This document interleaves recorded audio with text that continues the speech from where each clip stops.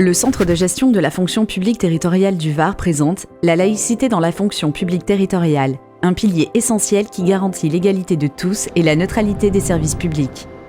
Bonjour, je m'appelle Marianne. Je suis ce qu'on appelle une référente laïcité. Je suis chargée de répondre et conseiller nos agents publics ou employeurs publics sur la question de la laïcité. Mais avant toute chose, qu'est-ce que la laïcité ? Notre Constitution proclame que la République est laïque. Elle garantit la liberté de conscience. Elle organise la séparation entre les institutions publiques et les institutions religieuses, assurant ainsi l'indépendance de l'État et l'égalité de tous les citoyens, quelle que soit leur confession. La laïcité s'applique au service public. Les principes de laïcité et de neutralité du service public s'opposent à ce que soient apposés sur les bâtiments publics des signes symbolisant une revendication, une adhésion ou à l'inverse, une critique à l'égard d'une croyance particulière. Pour faciliter l'application du principe de laïcité dans les services publics et ses implications en termes de droits et devoirs incombant d'une part aux agents publics et d'autre part aux usagers du service public, une charte a été définie et doit être exposée de manière visible et accessible dans l'ensemble des services publics. Mais concrètement, comment s'applique la laïcité ? Par exemple, comment un agent doit aborder ce principe dans sa vie de tous les jours, que ce soit entre collègues ou avec les usagers ?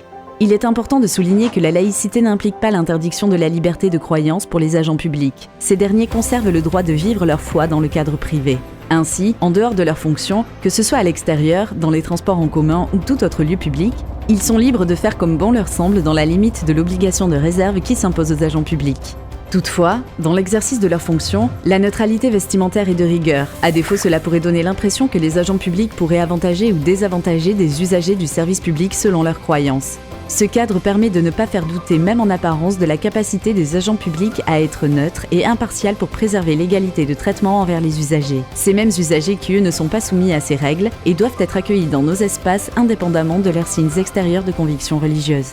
Diverses situations telles que les crèches de Noël, la mise à disposition de locaux à des associations cultuelles, les autorisations d'absence spéciales pour certaines fêtes religieuses peuvent mener à des débats et parfois des confusions. C'est notre rôle en tant que référent laïcité d'offrir une réponse claire et appropriée à nos agents, pour eux-mêmes ou l'accueil des usagers.